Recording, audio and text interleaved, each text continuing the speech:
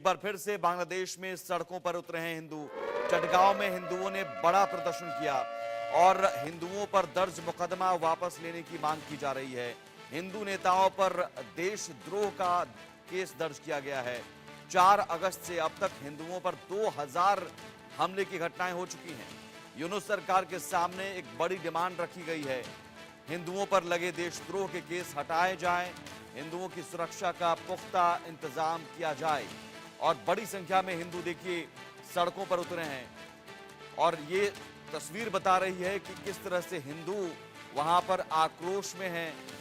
उन पर हो रहे हमलों के खिलाफ अपनी आवाज उठाने के लिए एक साथ इतनी बड़ी संख्या में सिर्फ आपको वहां पर नजर आएंगे वो ये हिंदू और भगवा झंडा लिए हुए तमाम वो हिंदू एक साथ सड़क पर उतरे हैं और सरकार के खिलाफ बिगुल फूंक दिया है।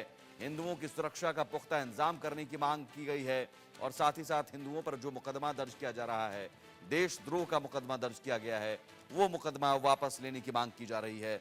सवाल है कि एक तरफ तो मोहम्मद यूनुस की सरकार कहती है कि हम अल्पसंख्यकों की रक्षा करेंगे, लेकिन ये झूठ नजर आता है क्योंकि इस तरह के मामले, हिंदुओं पर अत्याचार के मामले लगातार बढ़ते गए जब से मोहम्मद यूनुस ने कमान संभाली है बांग्लादेश की।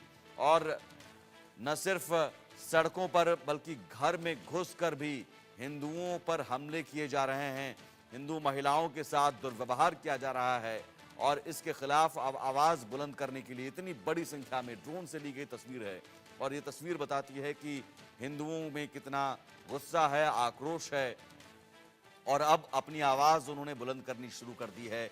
अब कल खबर यह भी आई कि अमेरिका के पूर्व राष्ट्रपति डोनाल्ड ट्रंप ने भी बांग्लादेश में हिंदुओं पर हो रहे अत्याचार को लेकर पोस्ट किया और बांग्लादेश में हिंदुओं पर हो रहे अत्याचार की निंदा की।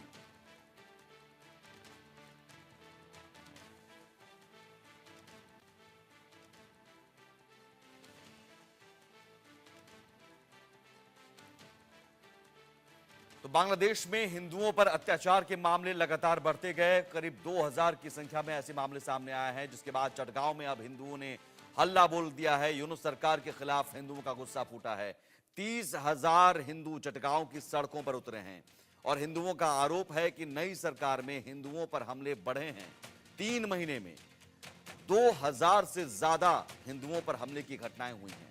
कई हिंदू नेताओं पर देशद्रोह के मामले दर्ज किए गए हैं और हिंदुओं पर दर्ज मुकदमा वापस लेने की मांग की गई है। हिंदू नेताओं पर जो देशद्रोह का केस दर्ज किया गया है उसे वापस लेने की मांग की जा रही है। यूनुस सरकार के सामने हिंदुओं ने ये बड़ी डिमांड रख दी है कि हिंदुओं पर लगे देशद्रोह के केस हटाए जाएं, हिंदुओं की सुरक्षा का पुख्ता इंतजाम किया जाए और 30,000 से भी ज्यादा संख्या में हिंदू वहां पर जुटे हुए हैं। किस तरह बांग्लादेश में हिंदुओं को निशाना बनाया जा रहा है ये हम आपको बताते हैं। 48 जिलों में हिंदुओं पर हमले की घटनाएं हुई हैं।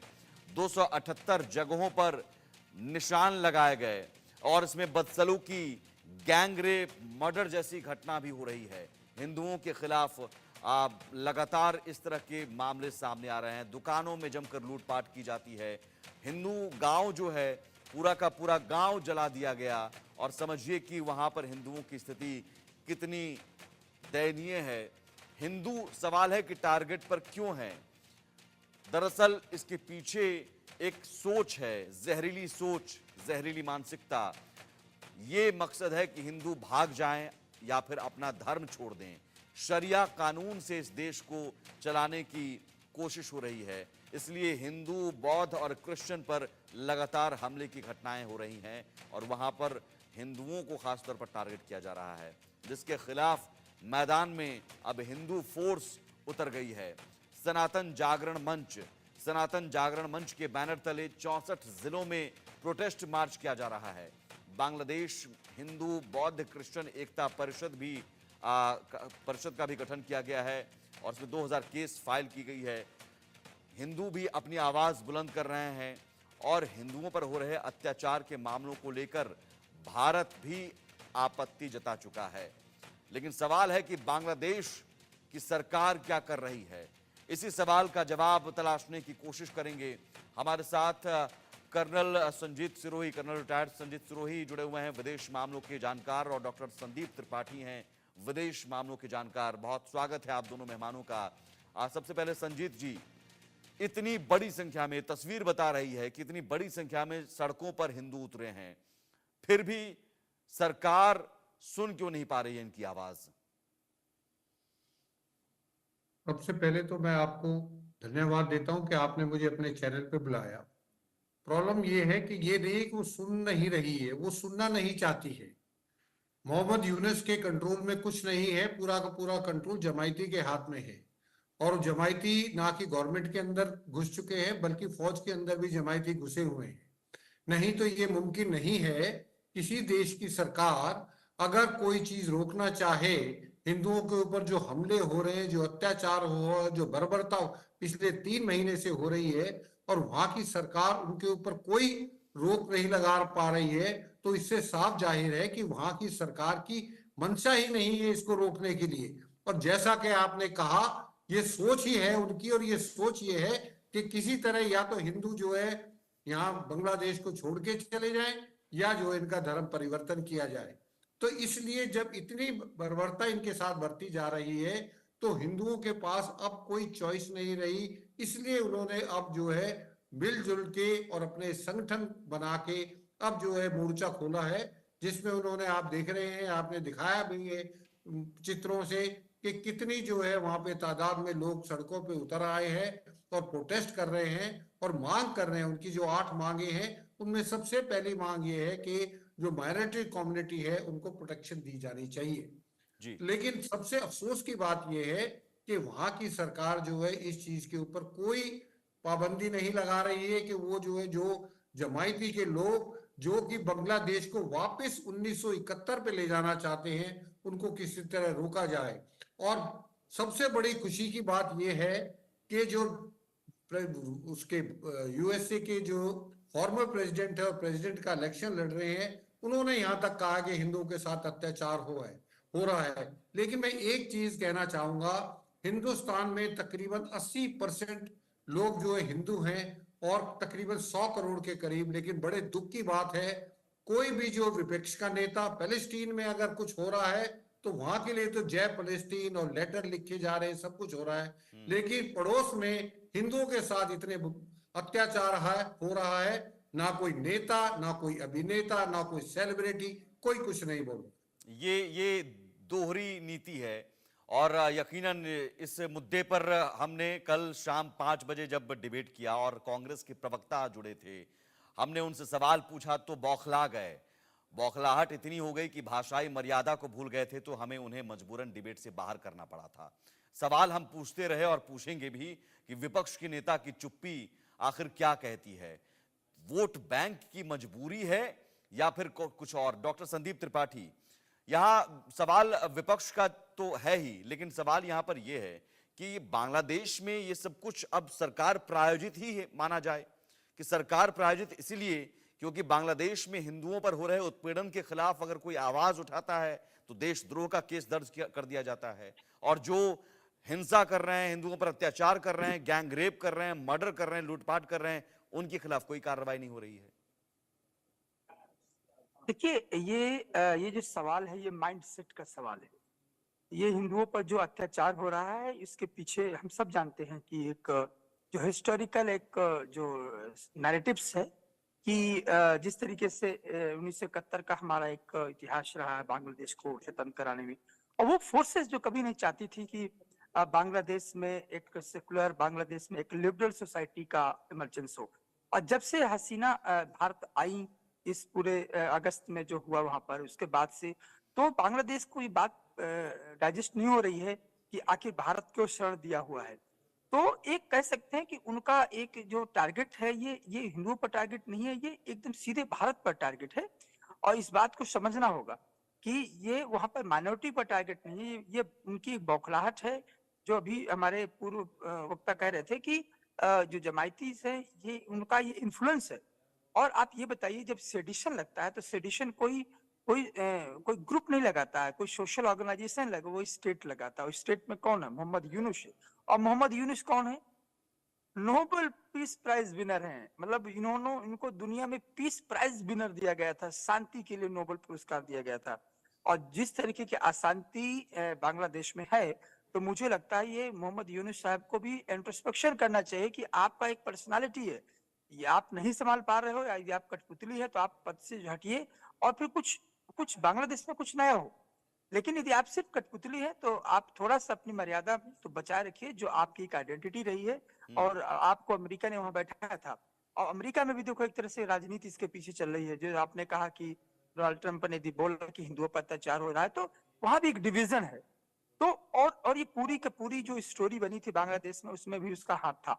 तो एक तरह से ये एक महज अटैक नहीं है जो सेडिशन चार्जर लगाया जा रहा है, ये मात्र हिंदुओं का सवाल नहीं है, ये सवाल पूरे हिंदुस्तान के पहचान का, हिंदुस्तान के अस्तित्व का है। और मुझे लगता है कि हमारी सरकार को और पूरे समाज को इस पर ध्यान देना होगा कि सरकार तो ये ध्यान दे रही है, लेकिन अफसोस की बात है और बड़े शर्म की बात है कि विपक्ष का नेता, जैसा कि संजीत जी ने कहा कि विपक्ष का नेता इस ओर नहीं देखना चाह रहा है।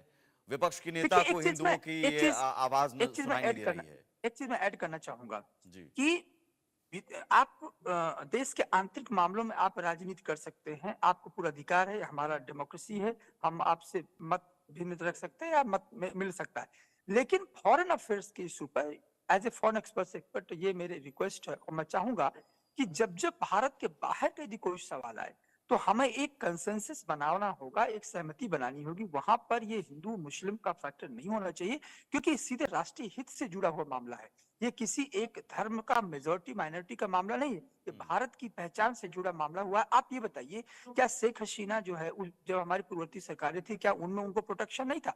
उस समय से ही अच्छे संबंध हमारे चले आ रहे थे। तो मुझे लगता है कि विदेशी नीति के मामले में हमें एक कॉमन कंसेंसस बनाना होगा। वहां पर हमें किसी तरीके की इंटरनल पॉलिटिक्स सामने नहीं आनी चाहिए। और ये भारत का एक इतिहास रहा है कि जब भी वैदेशिक इशू आए हैं तो वहां पर सभी पार्टियां एक कंसेंसस जी, बनाने की लेकिन कोशिश सवाल की यहाँ गई पर है। सिर्फ विपक्ष का ही नहीं है, विपक्ष के नेताओं की तो का मुंह तो बंद है, जुबान पर ताला लगा हुआ है। लेकिन हमने देखा संजीत जी, ऑल आइज ऑन रफा, ये सोशल मीडिया पर एक कैंपेन चलाया गया था जिसमें तमाम अभिनेता और अभिनेत्री भी, बड़े बड़े सेलिब्रिटीज जो हैं वो पोस्ट कर रहे हैं। ऐसा लग रहा था कि कहीं से फंडिंग की गई हो। और all eyes on Rafah, all eyes on Gaza, इन्हें दिखता है, सारी नजरें उधर रहती हैं। प्रियंका गांधी वाड्रा ने भी ट्वीट करके, एक्स पर पोस्ट करके गाजा में जो हमला हुआ उस पर दर्द जाहिर किया था। राहुल गांधी का पोस्ट आया था। लेकिन ऐसा क्यों है कि हमारे देश में जो लोग रह रहे हैं, चाहे वो नेता हो अभिनेता हो, भाई आपकी पहचान है और आपका कहीं ना कहीं एक पकड़ है, माना जाता है, आपके फैन फॉलोइंग है। तो आप अगर आवाज उठाएंगे और आप अगर पोस्ट करेंगे तो उसका असर होता है, इंपैक्ट होता है। वहां यहां बांग्लादेश पर चुप्पी, ऑल आइज ऑन बांग्लादेश नहीं है। सुमित जी, देखिए, मैं आपके साथ पूरी जी। तरह से सहमत हूँ। ये जो बड़े शर्म की बात है, मैं तो इसको ये कहूंगा दुख की बात नहीं है, बड़े शर्म की बात है कि 100 करोड़ लोग हैं और जिसके पड़ोस में 100 करोड़ हिंदू हैं। मैं हिंदुओं की बात नहीं कर रहा हूँ कि हिंदू है, मुसलमान है, वो कोई भी है, लेकिन वो हमारे पड़ोस में हैं और उनके ऊपर अत्याचार हो रहा है। और उनकी जो फॉर्मर प्राइम मिनिस्टर है वो हमारे यहाँ पे आके ठहरी हुई है और वहां के लोगों पे अत्याचार हो रहा है। और कोई भी विपक्ष का नेता, अगर वेस्ट बंगाल में अगर मुसलमानों के साथ कुछ होता है तो ममता बनर्जी मैदान में कूद जाती है। डीएमके जो सनातन को गाली देता है, उधर जो है यूपी में अखिलेश यादव जो है मुसलमानों के साथ, इवन जो वहां के जो डॉन हैं उनके जो के मजार पे जाके जो है माला चढ़ाई जाती है। लेकिन जो बांग्लादेश में जो हिंदुओं के साथ, जैसे आपने खुद बताया है, 2000 इंसिडेंट्स हुए हैं। 48 डिस्ट्रिक्ट में जो है औरतों के साथ बलात्कार किया गया, मंदिर जलाए गए, घर जलाए गए, उनके जो है 70 टीचर्स को जबरदस्ती इस्तीफा देने के लिए मजबूर किया गया। एक प्रोफेसर को जो है यूनिवर्सिटी से मजबूर किया गया उसको डेथ थ्रेट देके। तो ये जो वो कर रहे हैं, जब हम ब्लेम जमाइती करते, मैं तो ब्लेम करता हूं हमारे देश के नेताओं को, अभिनेताओं को, सेलिब्रिटीज के। जो मैं कह रहा हूं बांग्लादेश में हिंदुओं के ऊपर अत्याचार हो रहा है और बीसीसीआई जो है, भारत की टीम बांग्लादेश के साथ खेल रही है। जब पाकिस्तान की बात आती है तो पाकिस्तान के साथ हम जाने के लिए तैयार नहीं है चैंपियन ट्रॉफी के, लेकिन बांग्लादेश की अगर टीम भारत में आती है तो हम उनके साथ क्रिकेट मैच खेलते हैं। ऐसी क्या बीसीसीआई की मजबूरी थी कि ये मैच खेलना क्यों नहीं, तभी जो है मना कर दिया कि हम बांग्लादेश के साथ कोई ताल्लुक नहीं रखना चाहते, हम मैच नहीं खेलेंगे। क्यों हमारे जो सेलिब्रिटीज अभिनेता है जिनको जनता की तरफ से इतना प्यार और इतना ब्रांड बनाया जाता है, जी। क्यों नहीं एक आवाज उठा के होते थे? बिल्कुल। अमेरिका का फॉर्मर प्रेसिडेंट बोल सकता है, लेकिन भारत का कोई नहीं बोल सकता। सात All समंदर eyes पार on अमेरिका Bangla तक हो हिंदुओं सकती है। की All eyes आवाज on पहुंच रही है बांग्लादेश। सर। यही यही बड़े शर्म की बात है कि सात समंदर पार हिंदुओं का दर्द जो है वो अमेरिका तक पहुंच रहा है। भले ही ठीक है, राजनीति से भी प्रेरित रहा हो बयान उसमें, लेकिन एटलीस्ट निंदा की जा रही है। अमेरिकी सांसदों ने भी निंदा की, लेकिन ढाका से 2000 किलोमीटर दूर दिल्ली में बैठे नेताओं या मुंबई में बैठे जो अभिनेताओं तक आवाज नहीं पहुंच रही है। ये दोगली नीति है। इन सब के बीच वहां पर हिंदुओं ने जो आवाज उठानी शुरू कर दी, और आवाज सिर्फ नहीं उठा रहे हैं बल्कि अल्टीमेटम दे दिया है। बांग्लादेश सरकार को सोमवार तक का अल्टीमेटम दिया गया है। हिंदुओं पर दर्ज केस वापस ले यूनुस सरकार, सीधे सीधे मांग रखी गई। सनातन जागरण मंच के साधुओं पर देशद्रोह का केस दर्ज किया गया है। चिन्मय दास समेत 19 प्रदर्शनकारियों पर देशद्रोह का केस दर्ज किया गया है। हिंदुओं का चटगांव समेत कई शहरों में विरोध प्रदर्शन जारी है। कट्टरपंथियों ने हिंदू त्योहारों पर हिंसा फिर से भड़काई है, और वहां पर हाल ही में दिवाली मनाई गई तो दिवाली के मौके पर भी हिंसा की घटनाएं सामने आई, और अब हिंदुओं ने एकजुट होकर आवाज उठानी शुरू कर दी और अल्टीमेटम दिया है। यहां पर सवाल यह है कि संदीप जी, अब आगे क्या? वहां के हिंदू तो अल्टीमेटम दे रहे हैं, क्या भारत अल्टीमेटम नहीं दे सकता है? भारत के पास क्या विकल्प बचता है? क्या वो देखते रहे, भारत देखता रहे ऐसा हिंदुओं पर होता रहा? इकोनॉमी का आइसोलेट नहीं कर तो दिए वही तो ये संजीव बहुत- जी जो कह रहे हैं कि यहाँ से कोशिश कम से कम, एक तो क्रिकेट आप खेल रहे हैं, ये क्या है? देखिए, यही एक आइसोलेट इस पर- करने की इस पर बात आऊंगा। अगर है तो शुरुआत क्रिकेट से ही हो जानी चाहिए थी।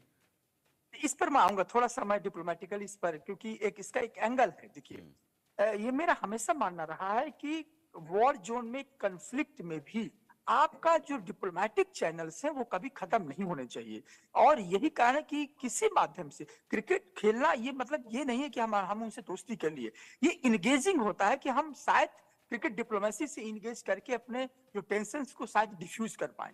तो मुझे नहीं लगता कि क्रिकेट खेलना, एक ना खेलने से चीजें रुक जाएंगी। ये कंसेप्ट डिप्लोमेसी में नहीं लेकिन होना सर चाहिए। वहां हमें पर जो हिंदू सड़कों पर उतरे हैं, आप समझिए कि इसका मतलब है कि धैर्य जवाब दे चुका है। अब आप कूटनीति के जरिए या क्रिकेट डिप्लोमेसी के जरिए आप जो भी कदम उठाएं, वक्त नहीं है। वहां के हिंदू अब पेशेंस नहीं रख पा रहे हैं। ये तो सवाल है। इसके लिए सरकार, मुझे पूरी तरह से, होपफुली मैं ऑप्टिमिस्टिक हूं इस बात को लेकर कि सरकार कोई ना कोई कदम जरूर उठा रही होगी या सोच रही होगी, अंतर्राष्ट्रीय दबाव बना रही होगी। और वहां के, एक चीज बता दें, वहां के जो खुद हिंदू संगठन है, जिस तरीके से वो सड़क पर आए हैं और चैलेंज दिए, वो सबसे बड़ी ताकत है। क्योंकि सबसे पहले उनको लड़ना होगा, उनको दबाव बनाना होगा, उनको सड़कों पर, वो कर चुके हैं। तो शांत बैठे रहकर के, जिस तरह से आपने कहा कि जो वहां पे संगठन, ऑर्गेनाइजेशंस हैं, बुद्धिज्म भी, क्रिश्चियनिटी और हिंदू भी, सब मिल करके सामने आ रहे हैं, तो ये दबाव होता है। और ये दबाव का काम तब और ज्यादा करेगा जब भारत अपनी डिप्लोमेसी के थ्रू उस पर कोई ना कोई एक्शन। सवाल अब यहां संजीत जी उन संगठनों का भी है। अंतर्राष्ट्रीय संगठन कहने के लिए दुनिया की सबसे बड़ी पंचायत यूनाइटेड नेशन, उस पंचायत का क्या रोल है, क्या मतलब है? अमित जी, सबसे पहले तो मैं आपको ये बताऊं कि वो तो जो यूनाइटेड नेशन है वो एक डिफंक्ट ऑर्गेनाइजेशन है, उसकी कोई नहीं सुनता। यूक्रेन रशिया की लड़ाई चल रही है, बंद नहीं हुई। इजराइल की और हिजबुल्लाह, हमास और ईरान का झगड़ा चल रहा, वो नहीं रोक पाया। मेरा पॉइंट जो अभी पहले वाले प्रवक्ता जी बोल रहे थे, मैं उनसे थोड़ा सहमत नहीं हूं। मैं सहमत इसलिए नहीं हूं कि डिप्लोमेसी एक अपनी जगह है, लेकिन डिप्लोमेसी का मतलब नहीं कि आप इतना धैर्य रखें कि वो धैर्य रखते रखते इतना ज्यादा नुकसान हो जाए कि उसके बाद आपका धैर्य किसी काम का ना रहे। जी, हमने पाकिस्तान के साथ ये पॉलिसी बहुत दिन तक चलाए रखी कि जी क्रिकेट डिप्लोमेसी खेलना चाहिए, पीपल पीपल कांटेक्ट होना चाहिए, वहां के एक्टर हमारे यहाँ बॉलीवुड में आके एक्टिंग करें। वो बहुत करके देख लिया और आपको पता है कि उसका अंजाम आज क्या है। कुछ कामयाबी आपकी क्रिकेट डिप्लोमेसी, कोई कामयाबी नहीं हुई। जब तक आप किसी को अपना डिस्प्लेजर नहीं शो करोगे तब तक उसको इस चीज का एहसास नहीं होगा कि वहां पे कुछ गलत हो रहा है। नंबर 1।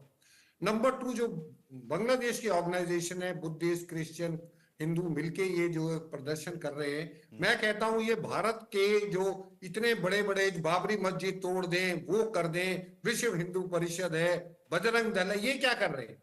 एटलीस्ट मैं ये नहीं कर रहा कि तुम जो है यहाँ पे कुछ लड़ाई दंगे करो, एटलीस्ट पीसफुल प्रोटेस्ट करके तो भारत में जगह जगह पे पीसफुल प्रोटेस्ट करो, ताकि अखबारों में, मीडिया में, इंटरनेशनल मीडिया में आए कि बांग्लादेश में जो हिंदुओं के साथ हो रहा है उसके लिए भारत में बहुत ज्यादा प्रदर्शन हो रहे हैं। उससे क्या होगा?